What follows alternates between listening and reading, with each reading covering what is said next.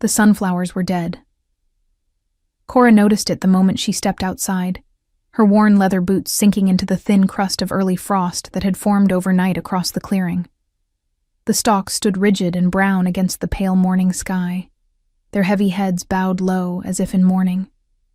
She had planted them in late spring, 37 of them, arranged in a deliberate arc around the northern and western walls of her cabin. The other Omegas had laughed at her then.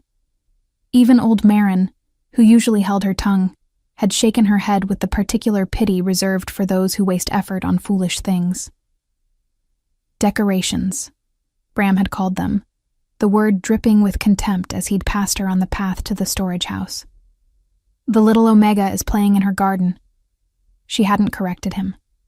The wind came down from the mountain in slow, deliberate waves, carrying the sharp bite of pine resin and something older beneath it.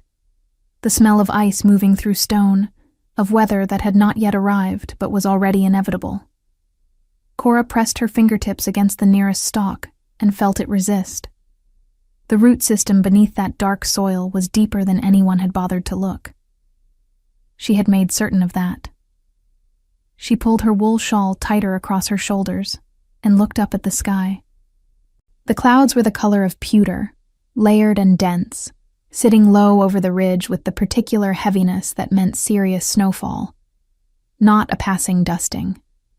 Not the kind that melted by afternoon. This was the blizzard she had been counting on. She turned back toward the cabin and pushed open the door, stepping into the warmth of the small space. A fire burned in the stone hearth, modest, measured, the kind she built to last. Hanging from the rafters were dried herbs in tight bundles, yarrow, pine bark, elderflower, and several others that had no common names among the pack, but that her grandmother had pressed into her palms when Cora was barely tall enough to reach the kitchen table. "Not all strength is carried in muscle, little one," her grandmother had said. "Some of it lives in what you know." Cora was 24 years old and had lived in this cabin at the edge of pack territory for nearly 3 years. She had been assigned to it, not chosen it, after the ranking ceremonies placed her at the bottom of every category the elders measured: speed, strength, aggression, social standing. She had accepted the assignment without protest. The elders had interpreted her silence as resignation. That, too, she had not corrected. She was lifting a clay pot from the shelf when she heard the horn. One long note, then 2 short ones.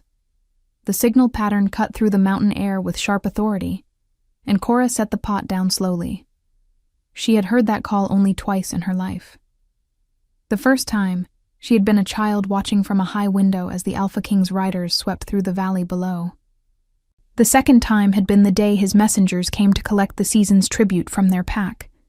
The AlphaKing himself had never come to Iron Ridge. Until, apparently, now. She moved to the single window on the eastern wall and looked through the warped glass toward the main path. Riders were visible in the distance. 6 of them, their dark cloaks cutting against the white-gray landscape. At the center rode a figure on a black horse so large it seemed to belong to a different scale than everything around it. Even from this distance, there was something in the way the rider sat, absolutely still while the horse moved beneath him, that made the word danger rise in Cora's chest without her permission. She pressed her palm flat against the cold glass and watched. The pack would be scrambling now. The beta would be pulling on his formal vest. The elder women would be rushing the younger ones inside to change into presentable clothing. There would be fires lit in the great hall, dried fruits pulled from the storage house, whatever impression of abundance Iron Ridge could assemble on short notice. No one would think to warn Cora. She went back to her pot. He had not intended to stop at Iron Ridge. Lucian had been riding since dawn, pushing south toward the border territories where 3 packs had reported unusual movement along the contested forest line. The detour through Iron Ridge was a concession to practicality. The horses needed water, the sky was closing in above the mountain pass, and his lead rider, a gray-bearded man named Aldrich, had quietly pointed out that pressing through the incoming weather without rest would be foolish, even for the AlphaKing. Lucian had not agreed out loud, but he had turned the horse. Now he sat in the great hall of Iron Ridge's main lodge, a fire burning to his left, watching the Pack's beta, a broad man named Harwick who sweated even in cold rooms, speak with the practiced smoothness of someone who had rehearsed this moment many times, and was now discovering that the reality was slightly more slippery than the rehearsal. "We are honored, my king. Truly, we were not expecting." "I know you weren't," Lucian said. He took the cup of water offered by a young packmate and drank without ceremony. He did not touch the food arranged across the table. He never ate in places where the welcome came layered too thick over something else, and there was something else here. He could feel it in the careful arrangement of who stood where, which faces showed relief, and which showed the faint shadow of calculation. His gaze moved to the window. Outside, the sky had darkened considerably in the past hour. The clouds were moving with intent now, pressing down toward the valley with the weight of something serious. He had seen blizzards from this mountain range before. They moved fast and hit hard. "How many shelters can your lodge hold in a storm?" he asked, cutting across whatever Harwick had been saying. The beta blinked. "My king? If that weather breaks tonight, and it will, how many people can this hall hold safely?" Harwick looked around as if the walls might answer. "Perhaps 40, perhaps 50 if—" "How many in your pack?" 63, my king, but most have sturdy enough homes, and the storm will be worse than you are accounting for." Lucian set down the cup. "Tell me about your outer buildings, the ones on the edge of the settlement." There was a pause, the kind that meant something. "There are a few storage structures," Harwick said carefully, "and one small cabin to the northwest. It's assigned to one of our lower-ranked members, an Omega. She manages well enough on her own." Lucian looked at him. One person alone on the outer edge in that direction. "She is accustomed to it, my king." He said nothing for a moment. Then, "Show me." The knock, when it came, was not the anxious, rapid-fire knock of a packmate bringing news. It was 3 solid strikes, evenly spaced, deliberate. Cora opened the door. She had expected Harwick or one of the elders, sent to inform her that she would need to vacate her cabin for the duration of the AlphaKing's visit. A common enough humiliation, the kind she had learned to absorb without visible reaction. She had, in fact, already begun moving her more fragile herb bundles to the high shelf in case she needed to clear the space quickly. She had not expected the AlphaKing to be standing on her threshold. He was taller than she had imagined from the window. Dark hair, jaw sharp enough to cast shadow. He wore riding leathers and a heavy wool cloak, both dusted with the first fine particles of snow that had just begun to fall. Behind him, at a respectful distance, stood Harwick and 2 of the king's riders, all of them carefully not looking at the cabin's exterior walls. Cora's eyes moved briefly to the dead sunflower stalks on either side of the door. She looked back at the man before her. "My king," she said. Her voice was even. Lucian looked at her. Then, without asking permission, he looked past her into the cabin. He took in the fire, the herbs, the careful organization of a space that held nothing unnecessary. Then he looked back at her face. She was not performing calm. She was simply calm, which was, in his experience, a different thing entirely. "You planted those yourself," he said. It was not a question. "Yes." He glanced at the arc of brown stalks along the cabin's west and north walls. Then he looked at the sky. Snow was beginning to fall in earnest now. Thin flakes, but many of them. "Why?" he asked.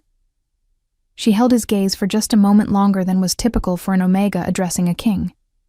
Then she said very simply, "Because I knew the blizzard was coming." He didn't move.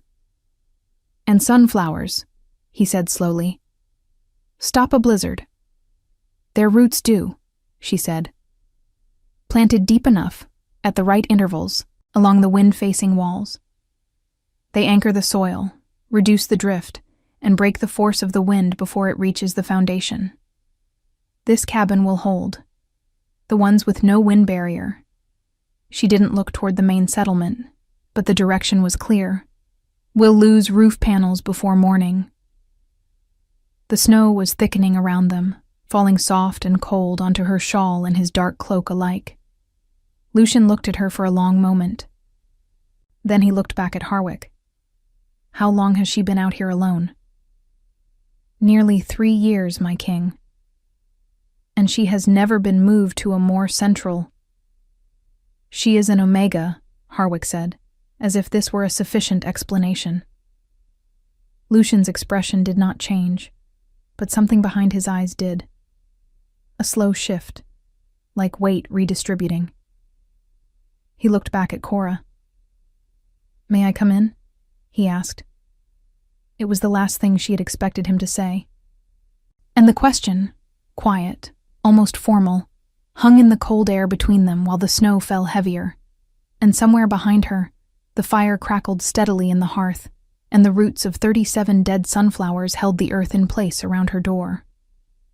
Cora stepped back from the door.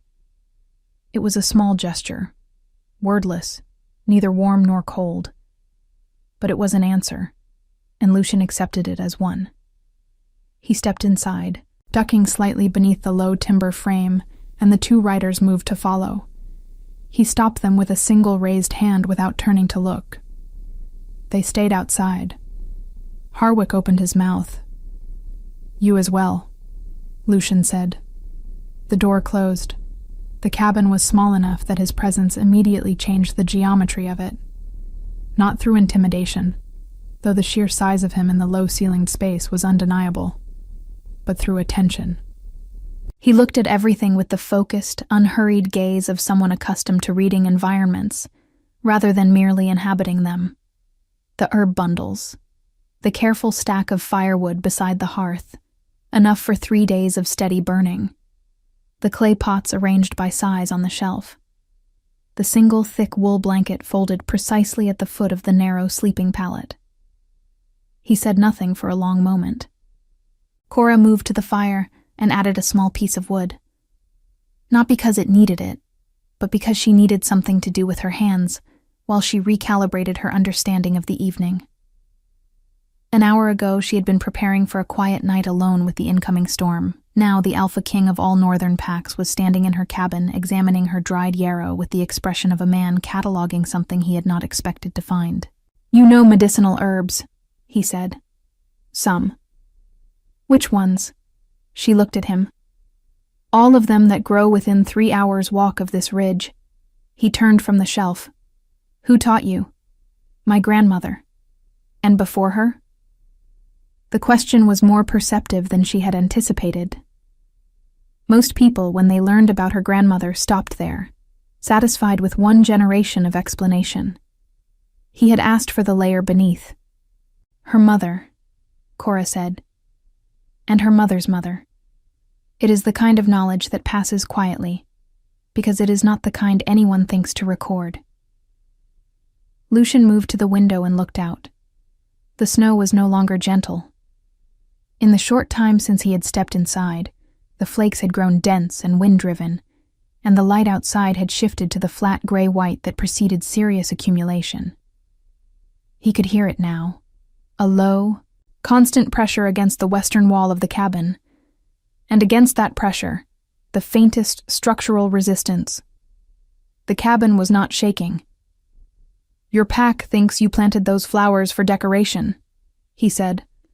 "I know what my pack thinks. You didn't correct them." "No." He turned from the window. "Why not?" Cora considered the question. Not because she didn't know the answer, but because she was deciding how much of it was worth saying aloud to a man she had met 7 minutes ago, regardless of his title. "Because it is easier," she said finally, "to be underestimated than to spend energy defending knowledge that people have already decided not to believe."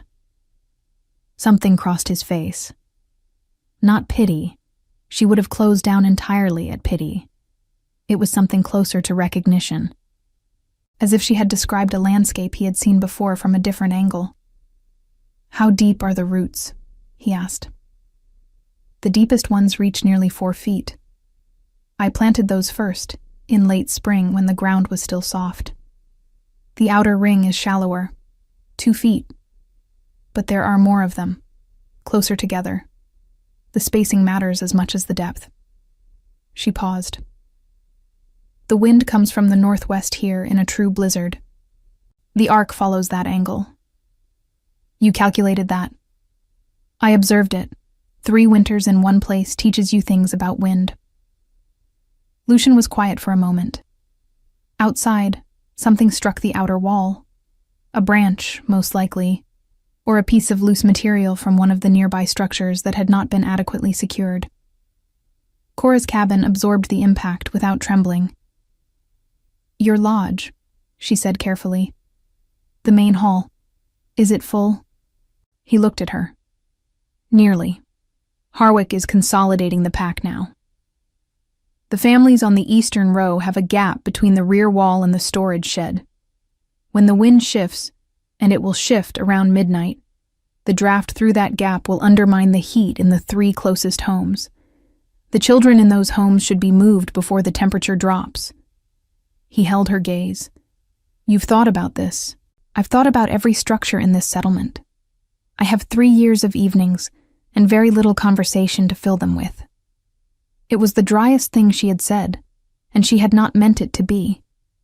But something in his expression shifted.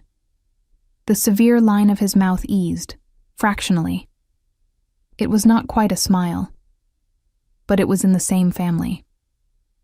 "I'll send Aldrich to handle the eastern row," he said.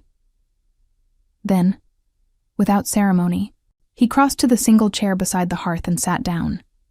Not with the sprawling ease of a man claiming territory, but with the careful economy of someone who had been in the saddle since before dawn and was making a practical decision. "You're staying," Cora said. "The pass is closed by now. We stay until the storm breaks." He looked at her. "You object?" She looked around her cabin. 1 chair, 1 pallet. Enough firewood. Enough dried food. Enough herbs. She had, in fact, prepared for isolation, not company. But the cabin was the safest structure on the edge of the settlement, and they both knew it. "I don't object," she said, "but I have questions. Ask them." She sat on the wooden chest near the hearth, the closest thing to a second seat the cabin offered, and folded her hands in her lap. "Why did you come to the door yourself? You could have sent Harwick. You could have sent one of your riders." "Harwick," Lucian said, "told me an Omega had been living alone on the outer edge for 3 years, and said it with the tone of a man who considered that a natural arrangement. I wanted to see what that arrangement looked like." "And?" "It looks like a woman who has been managing alone because no one considered it worth questioning." Cora absorbed this without expression. That is an accurate description. "It doesn't bother you that I'm here naming it plainly?" "It might bother me later," she said. "At the moment I am still deciding whether you name it plainly because you intend to change something, or because you find honesty convenient when it costs you nothing." The fire crackled between them. Lucian looked at her with an attention that was not comfortable but was not unkind. "You speak to kings this way. I don't know many kings. Only the one currently sitting in my only chair." This time the shift in his expression was unmistakable. A brief, genuine thing, there and gone. "Then I'll answer plainly as well. I don't yet know what I intend to change. I know what I've seen in the past hour, and I know it unsettles me. Whether that leads to action depends on what else I learn before the storm breaks." It was, Cora thought, a more honest answer than she had expected. Not a promise, not a performance of benevolence, just the shape of a man who was thinking. She stood and moved to the pot on the shelf. "There is broth. It's simple, dried meat and root vegetables, but it's hot." "That's enough," he said. She ladled it without flourish and handed him a clay bowl, and he took it the same way, without ceremony, both hands, the way a person did when they were genuinely cold and genuinely grateful and not thinking about how it looked. They sat in the firelight while the blizzard built outside, and the roots of 37 sunflowers held the ground firm around the cabin walls, and Cora watched the Alpha King of the Northern Packs drink plain broth from a chipped clay bowl and found that she was not afraid of him. She was not entirely sure what she was, but it was not that. In the main lodge, Aldrich moved through the eastern row of homes with the brisk efficiency of a man following an order he had not questioned, because the king had given it. He found exactly what Cora had described: a gap between the storage shed and the rear wall of the third house, wide enough to push a forearm through, angled directly into the path of the wind. He moved 4 children and their mothers to the main hall. Then he stood in the snow outside the lodge and looked toward the faint glow of the small cabin at the edge of the settlement. He had ridden with Lucian for 11 years. He had seen the king eat at high tables in great halls and in the dirt beside battlefield fires. He had never seen him eat in a place like that, a single-room cabin with a chipped shelf and 1 chair. He pulled his cloak tighter and went inside. Behind him, the storm closed like a fist around the mountain. Inside the main lodge, pressed against the wall near the fire with her arms around her 2 youngest children, a woman named Dasha watched Harwick pace near the door. He had been pacing since Aldrich came through with the relocation order, since it had become clear that someone, the writers would not say who, but it was not difficult to guess, had known about the eastern gap before anyone in the lodge had thought to check it. She thought of Cora, out in the small cabin. Alone, supposedly. Unimportant, supposedly. She pulled her children closer and watched the snow hammer the shuttered windows, and thought that perhaps she had been wrong about several things for a very long time. The blizzard hit its full force somewhere around the middle of the night. Cora knew it by sound before she knew it by anything else. The wind stopped being a presence and became a voice, low and continuous, pressing against the western wall with a steady, deliberate weight. The fire in the hearth responded by pulling harder, the flame leaning inward as the draft through the chimney changed direction. She added 2 pieces of wood without waking from the half-sleep she had fallen into, sitting upright against the wall with her shawl wrapped twice around her shoulders. Lucian was still in the chair. She did not know when he had stopped being awake and started being asleep. But the distinction had happened quietly, the way things did when a person was exhausted enough to stop managing their own consciousness. He sat with his forearms resting on his knees and his head dropped forward, his breathing slow and even. The firelight moved across his face in warm intervals, and without the full weight of his attention aimed at something, he looked. Not younger, exactly, but less assembled. Less like a title and more like a person. Cora looked at him for a moment longer than was polite, then looked away. Outside, the wind shifted. She heard it in the walls, a subtle change in the harmonic of the pressure, the sound moving from a low push to something higher and more turbulent. The midnight shift she had told him about. The roots outside tightened against the frozen soil without being asked, holding the earth in place around the cabin's foundation, the way they had been growing toward for 6 months. She stood carefully, trying not to disturb the air too much, and moved to the window. The world outside was completely white. Not white like snow on a clear day, white like erasure, like the mountain had decided to unmake itself. She could see nothing past the arc of dead stalks at the cabin's edge, each one rigid and frost-covered, each one still standing. Good. She pressed her palm against the cold glass and let out a slow breath, and the breath fogged the pain, and for a moment she could see her own reflection dimly. A woman in a wool shawl, with dark circles beneath her eyes, and hair that had come loose from its braid sometime in the last few hours. 3 years. The thought arrived the way it sometimes did at night, when the silence was big enough to hold it. A flat, honest accounting of time. 3 years in this cabin. 3 years of being the Omega. the pack forgot to worry about because she never gave them cause. 3 years of planting things, learning things, preparing for things that no one else was preparing for. She did not feel sorry for herself. She had made choices, and the choices had kept her safe and capable, and that was worth more than sympathy.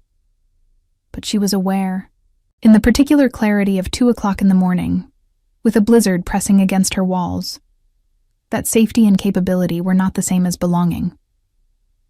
That she had built a very sturdy life inside a very long silence. "You're not sleeping." His voice came without warning, and she turned, her hand still against the cold glass. Lucian was awake, or had been awake, she could not tell, watching her from the chair. "I sleep lightly during storms," she said. "Old habit." "From when you were young?" "From when I moved here." She came back to her place against the wall and sat down. "The first winter I was in this cabin, I didn't know yet which sounds meant danger and which ones were ordinary. I woke up every few hours to check. And now? Now I can tell by sound alone whether it's the roof structure, the foundation, the chimney, or just the wind looking for a way in." He was quiet for a moment, studying her. "You've learned to read this place the way a soldier learns to read a fortification. I suppose that's one way to describe it." "How would you describe it?" Cora considered. "I would say I've learned to stop being afraid of it and start being in conversation with it." The fire popped. Somewhere outside, muffled by snow and distance, something fell. A tree branch, heavy with ice. "Tell me about your grandmother," he said. The request was unexpected enough that she answered it before she decided whether to. "She was the healer for a small pack in the eastern foothills. Very small. 30 people, perhaps less by the time I was born. She knew things that most healers had forgotten because most healers had access to easier remedies, so they never needed the older ones. And she taught you. She taught me everything she could before she died. I was 17. Cora paused. "She also taught me that in a pack, a healer who is a woman of low rank is a useful tool. A healer who is a woman of low rank, and also correct when the higher-ranking members are wrong, is a problem." Lucian's expression shifted. "Is that what happened to her?" "She was not harmed, if that's what you're asking. But she was quietly moved to the outer edge of the settlement in her last years, and her knowledge was used without acknowledgement. And when she died, the pack's new healer, a man of middle rank who had trained for 2 seasons, was celebrated at a formal gathering, and she was not mentioned." The words sat in the warm air between them. "That," Lucian said carefully, "is a familiar pattern. I imagine you see it often, from where you sit." "I see it more than I act on it. That is its own failure." He said it plainly, without drama, the admission of a man who had thought about this specific thing before, and had not yet resolved it to his own satisfaction. Cora looked at him. "Why are you telling me that?" "Because you told me something true. It seemed like an equal exchange." She almost said something and then didn't. She pulled her knees up and wrapped her arms around them and looked at the fire. After a moment, she said, "What brought you south this time? Truly, not the tribute visit." "Border trouble. 3 packs reporting movement in the contested forest between the northern and southern territories. Not raiders. Something more organized. Supplies moving in a pattern, camps appearing and disappearing." He shook his head slightly. "Someone is building toward something, and I don't yet know who." "How long has it been happening?" 3 months of clear evidence. Possibly longer before that, if the early reports were being suppressed. Suppressed by whom? His jaw tightened fractionally. "That is the question I am riding south to answer." Cora filed this away without comment. She thought about patterns. The same thing she thought about when she was planning which plants to put where, which herbs to dry in which season, which structural weaknesses in a building would matter most when the worst weather came. Patterns were information. Patterns told you what was actually happening underneath what appeared to be happening. The pack leaders along the southern border, she said slowly, do they communicate regularly with each other? They're supposed to. But do they? He looked at her with sharpened attention. What are you thinking? I'm thinking that if something is being organized in contested forest, the most useful thing would be for the border packs to not be communicating. For each one to think the movement is localized, not widespread. For the pattern to be invisible to anyone who is only seeing one piece of it. Silence. You, Lucian said, have been thinking about border politics alone in this cabin. I've been thinking about how information moves and why it sometimes doesn't. The mechanism is the same whether you're talking about packs or plants. He leaned forward. If the border packs aren't sharing what they're seeing, then someone has made it advantageous for them to stay quiet, or made them afraid to speak, or given each of them a private reason to believe their own piece of the problem is already being handled.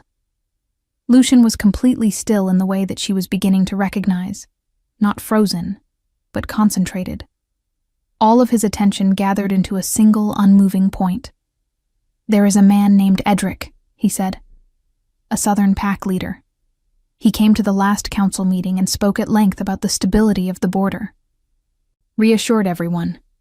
Provided numbers. And after the meeting, did the other border pack leaders feel less urgency about reporting what they were seeing? A pause. A long one. Yes, he said.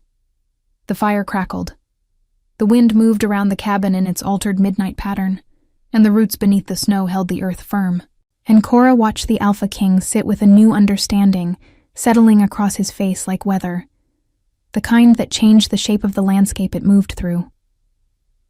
I came to Iron Ridge for water and shelter, he said, and I find a woman who has solved 2 of my problems before dawn. I haven't solved anything, she said. I've only asked questions. The right questions are worth more than most answers. She looked at the fire. The right questions are what people like me ask, because we are not given the opportunity to provide answers. The silence that followed was not empty. It was the kind that held something. A shift, a reckoning. The quiet sound of a perspective changing underneath the surface like roots moving through soil, slow and invisible and permanent. In the main lodge, Harwick sat awake near the banked fire, watching the shutters strain against the wind. 63 people were breathing through the night in various states of warmth and rest, and by his count, not one of them had been lost to the storm. He should have felt relieved. Instead, he kept thinking about the Eastern Gap, about the children who had been moved before the wind shifted, about who had known to move them, and when, and how. He thought about Cora in her cabin at the edge of the settlement, with her dead sunflower stalks, and her quiet eyes, and her 3 years of being exactly where he had put her. He had been telling himself for 3 years that she was fine out there, that she preferred it, that the distance was practical, not punitive. He sat with the fire and the storm, and tried to remember when exactly he had started believing his own story. The storm broke just before dawn. Not gently. Storms like this one did not ease themselves out. They simply stopped, the way a held breath releases all at once, and suddenly there was silence where there had been roaring pressure, and the world outside went from violent white to the particular stillness of deep snow under a clearing sky. Cora heard the change and opened her eyes. She had slept, finally, an hour, perhaps 2, sitting against the wall with her shawl pulled up to her chin. The fire had burned down to a deep orange bed of coals that still held significant heat. She added wood without fully waking, and the flames caught immediately, and she sat for a moment in the warmth and let consciousness reassemble itself. Lucian was awake. He was standing at the window, looking out at the white world with his arms crossed over his chest and his riding cloak back around his shoulders. The light coming through the glass was the thin, bright blue of early morning after heavy snowfall, sharp and clean and merciless. "How deep?" she asked. "Nearly to the top of your fence posts, perhaps deeper in the drifts." She stood, straightening her back against the familiar ache of sleeping upright, and moved to stand beside him at the window. Outside, the clearing around the cabin was transformed. Everything smoothed and softened under several feet of snow. The familiar shapes of rocks and pathways and woodpiles turned into gentle mounds. The arc of sunflower stalks was buried to half their height, but they were still standing. The cabin's walls were clean and undamaged.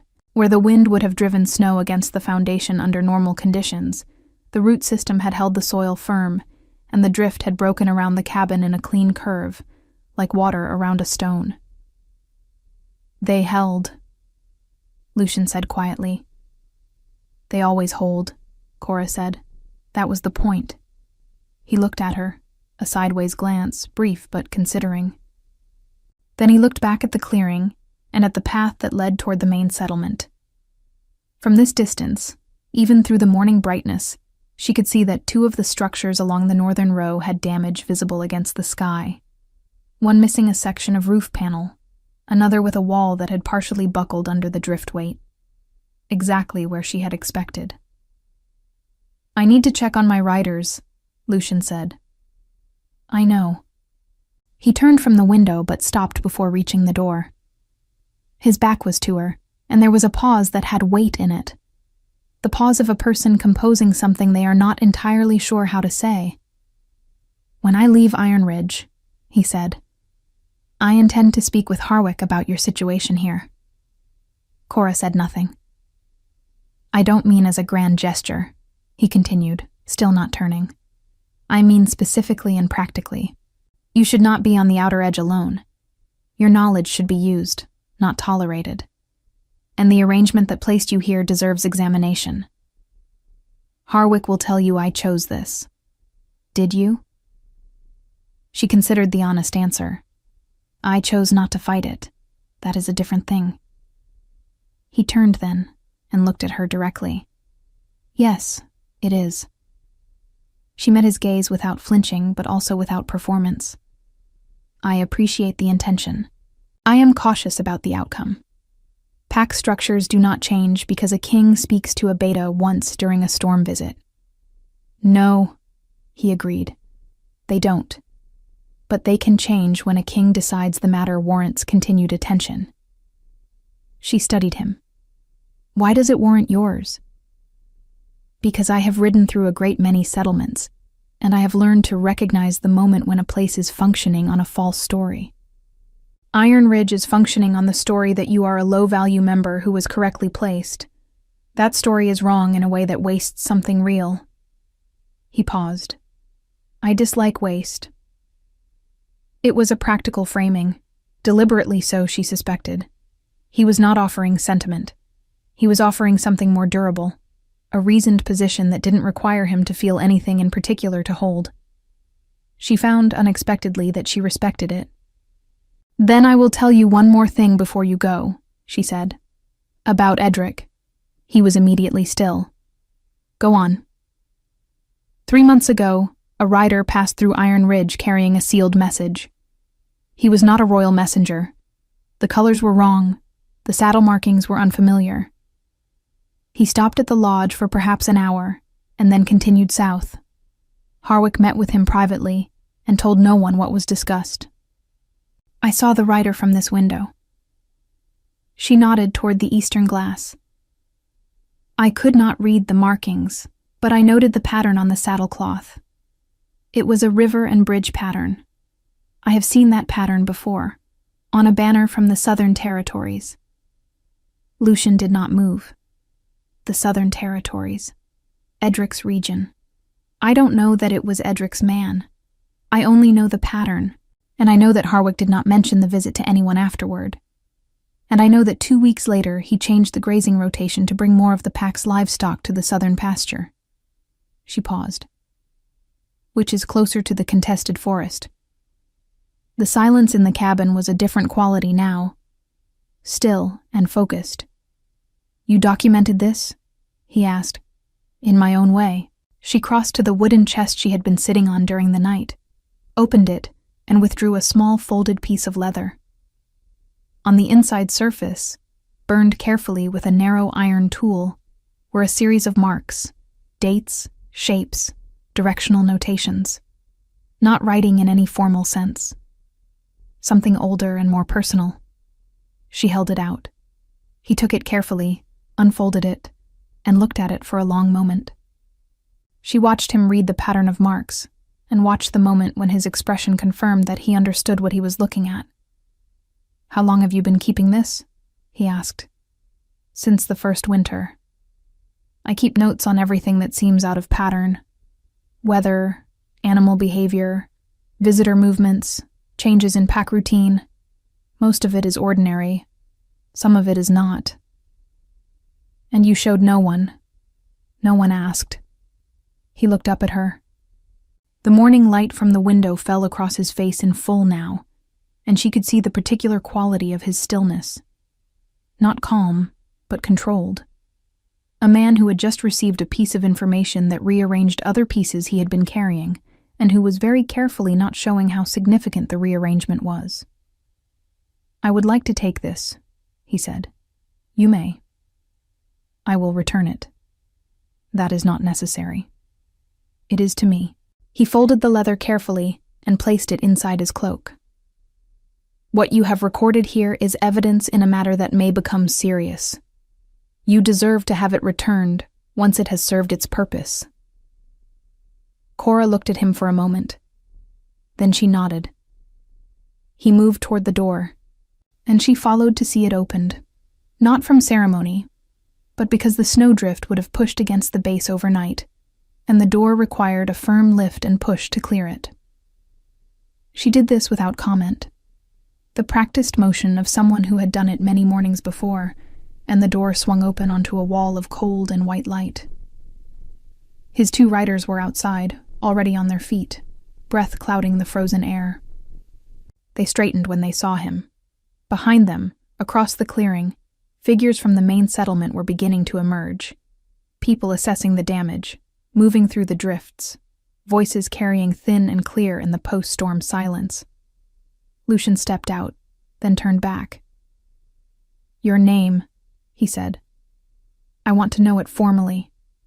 "Cora," she said. "No other name.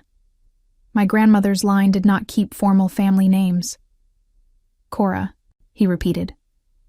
Then, "The pack will be without a functioning roof on the northern structure. Do you have materials here that could be used for emergency repair?" "There is pine board in the storage lean-to on the south side, and I have pine resin mixed with ash that serves as a sealant in cold conditions. It sets hard within 2 hours." "Will you come and help?" She paused. It was not the dangerous sort of pause, not resistance. It was the pause of a person recalibrating the landscape of a situation that had shifted without warning. "You're asking me," she said. "I am. Not Harwick." "Harwick," Lucian said evenly, "does not know about the pine resin sealant. You do." She reached back inside for her heavier cloak, the dark green wool one she kept for serious cold, and pulled it around her shoulders. She picked up the small clay pot of sealant from the shelf, without being asked, and stepped out into the snow. What happened in the next 2 hours was not dramatic. It was cold and physical and practical. Boards lifted into place, sealant applied with careful strokes, snow cleared from buckled supports, judgments made about which damage was structural and which was cosmetic. Cora worked without announcement, moving from problem to problem with the focused efficiency of someone who had been solving physical problems alone for a long time, and was simply, now, doing it in the presence of others. The others watched her, not with hostility, with the particular attention of people who are seeing something familiar in an unfamiliar light. Dasha, the woman from the eastern row who had spent the night in the main lodge with her children, brought hot water in a clay pitcher without being asked, and handed it to Cora without a word. Their eyes met briefly. Dasha looked away first. Harwick stood at the edge of the activity with his arms crossed, watching Lucian and Cora move through the damaged structures together. His expression was unreadable to most. To Cora, who had 3 years of practice reading the specific quality of his silences, it read as a man in the early stages of understanding that a story he had been telling had a different ending than he had planned for. Good, she thought. Let him sit with it. She was halfway through applying sealant to the worst gap in the northern roof when she became aware of a new presence at the settlement's edge. A rider. Single. Coming fast from the south, pushing through the deep snow with the particular urgency of someone carrying news that could not wait for weather to clear. Lucian saw him at the same moment she did.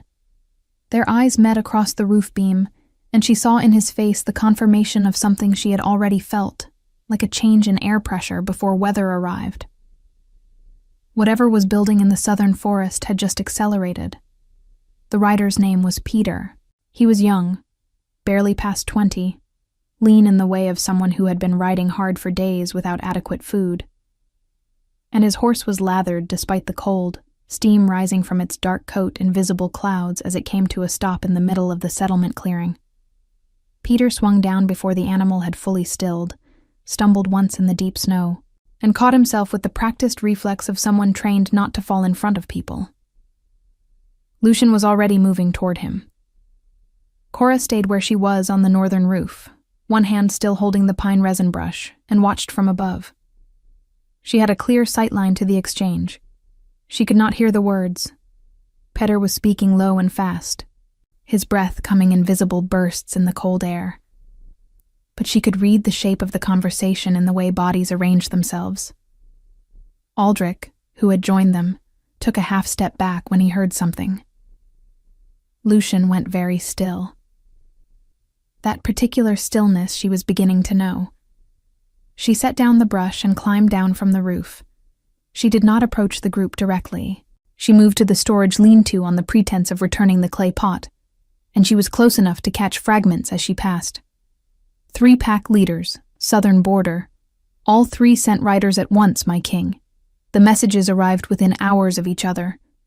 Edric's territory specifically, they're saying he's been meeting privately with... She kept walking. She had heard enough. Inside the lean-to, she set the pot on its shelf and stood for a moment in the cold dark, the smell of pine resin and old wood thick around her. She thought about the leather piece she had given Lucian. She thought about the rider with the river and bridge saddlecloth. She thought about Harwick's changed grazing rotation and the private meeting he had not mentioned to anyone. She thought about patterns.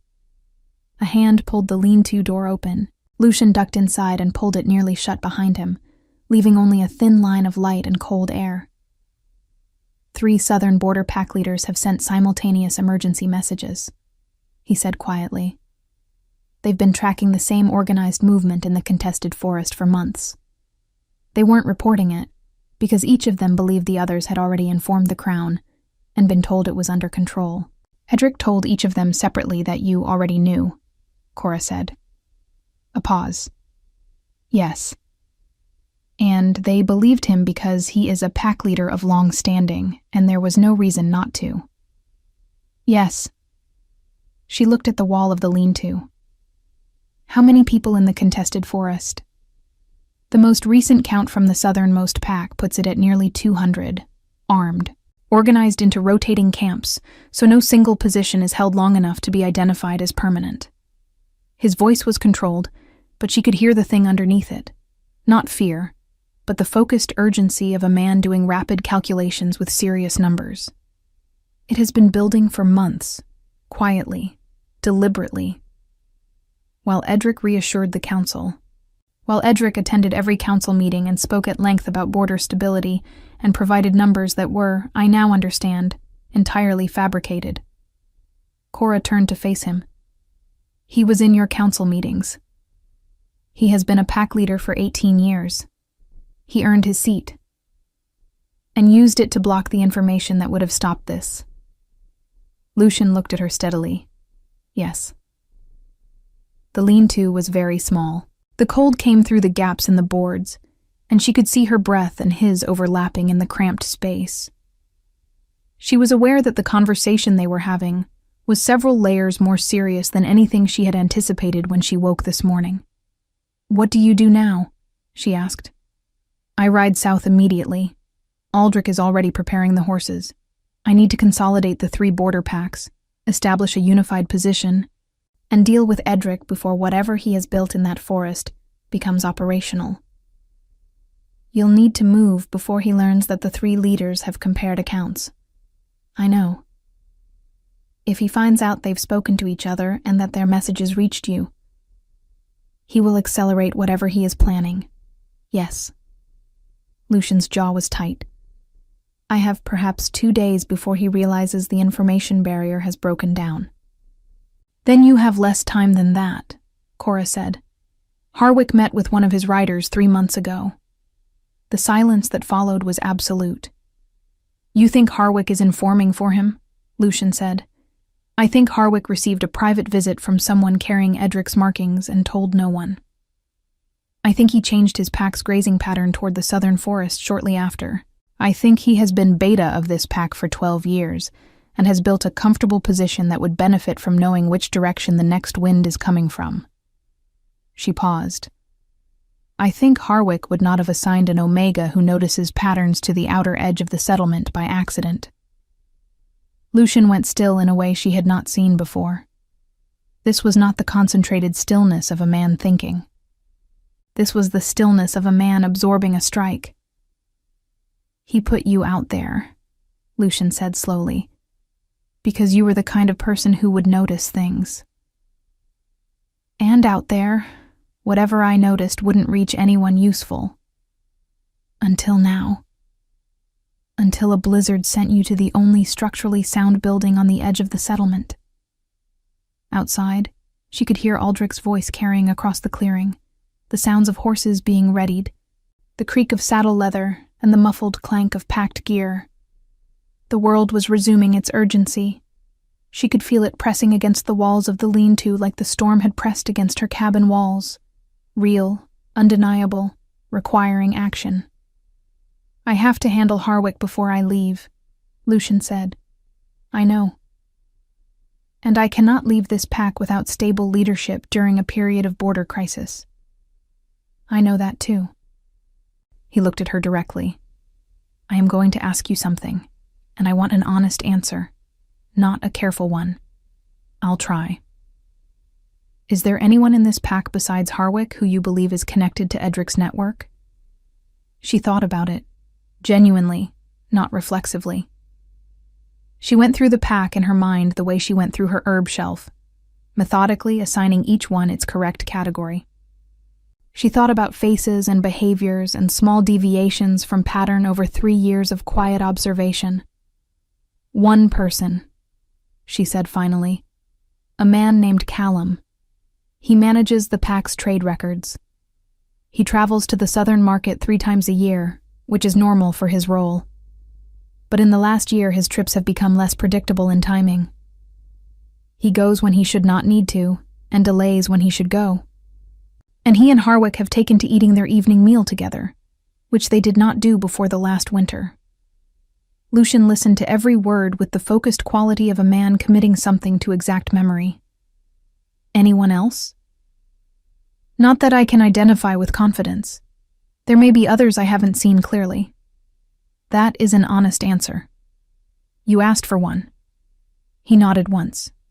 Then he said, "I am going to leave 2 of my riders here, ostensibly to assist with storm repair.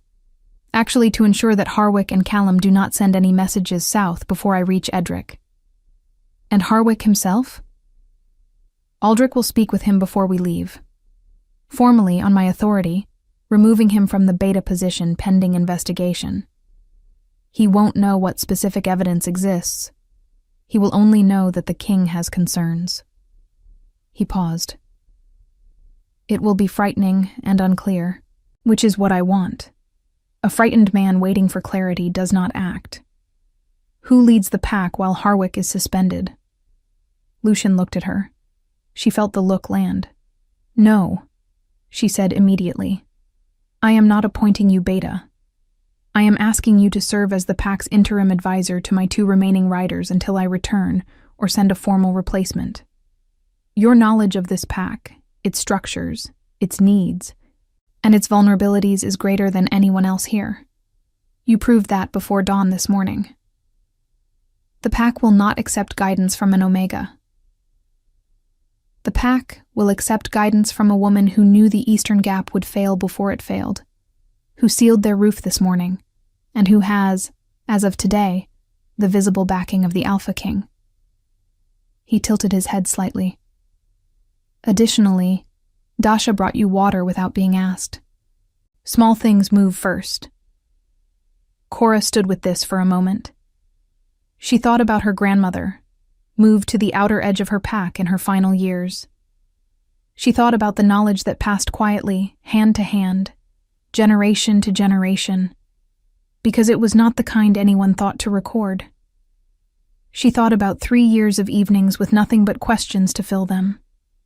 She thought about 37 sunflower roots holding the earth firm in the dark, through months of cold, unseen and unthanked, doing exactly what they had been grown to do. "I'll do it," she said. "Thank you. Don't thank me yet.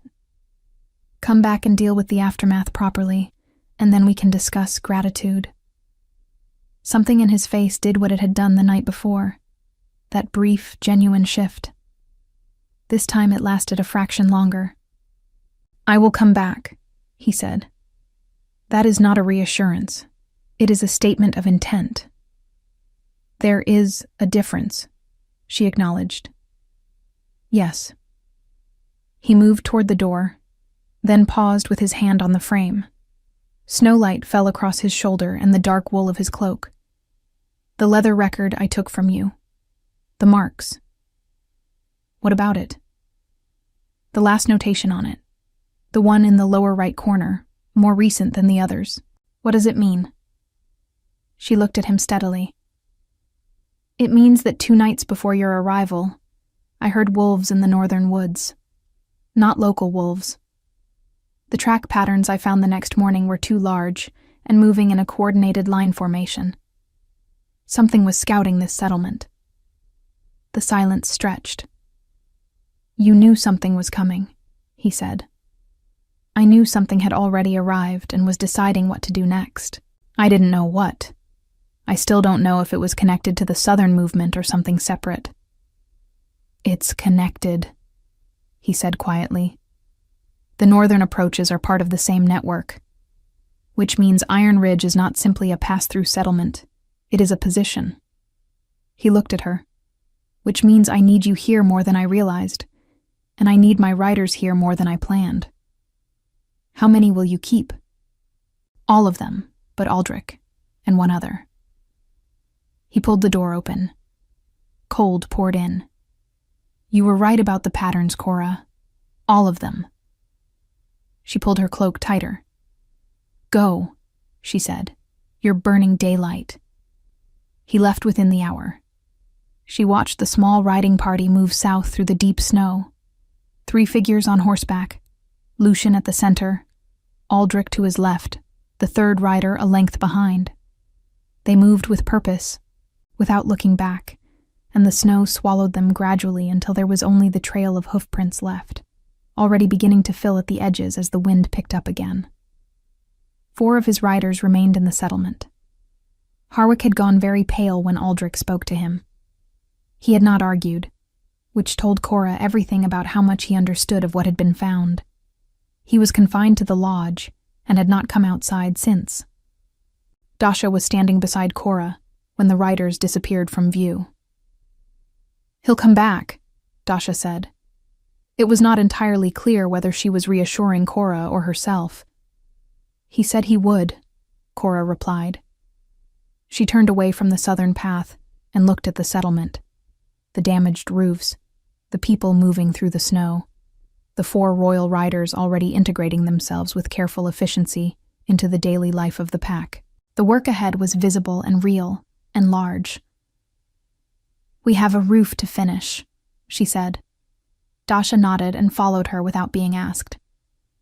Behind them, at the edge of the settlement, the frozen stalks of 37 sunflowers stood in their arc around the small cabin, catching the late morning light, holding their position in the snow-packed earth as they had held it through the entire long night of the storm, patient, deliberate, and stronger than they looked. Fim do bloco 5. Final da história. Contagem de palavras. 944 palavras. Epílogo. 6 weeks later, the snow had begun to pull back from the lower slopes of the mountain. Edric was brought before the full council of pack leaders in chains. Not as a humiliation, but as a statement of fact. The evidence against him was substantial. The fabricated border reports, the private messenger network, the 200 armed men found in the contested forest, dispersed and disarmed over 4 days of coordinated action by the consolidated border packs under Lucian's direct command. 3 pack leaders gave formal testimony. Harwick and Callum, faced with the complete picture of what they had been part of, provided additional accounts in exchange for reduced consequences. Edric said very little. He had the expression of a man who had believed his own plan was invisible, until the moment it was not, and who had not yet adjusted to the new reality. The council's judgment was removal, from his position, his territory, and the northern lands entirely. Lucian rode back to Iron Ridge on a morning when the first pale shoots of new growth were visible along the southern-facing slopes. He came with Aldrich and 2 other riders, and no announcement. The settlement saw him coming from half a mile away, and the word moved through the pack quietly, person to person, with the particular speed of news that matters. Cora was at the northern roof when he arrived. The repair she had started the morning after the blizzard had expanded, over 6 weeks, into a full structural reinforcement. Better materials, better technique, a design she had worked out with 2 of the pack's builders who had, tentatively at first, and then with increasing directness, started bringing her their questions. She climbed down when she heard the horses. He looked different than he had the morning he left. Not rested, exactly, but resolved. The quality of a man who had done something difficult and finished it. He dismounted and handed his reins to Aldrich, and walked across the clearing toward her. And the people of Iron Ridge watched him do it without pretending not to watch. He stopped a few feet away. She had snow on her shoulders and pine pitch on her hands, and her hair had come loose from its braid again, the way it always did when she was working. "It's done," he said. "I know.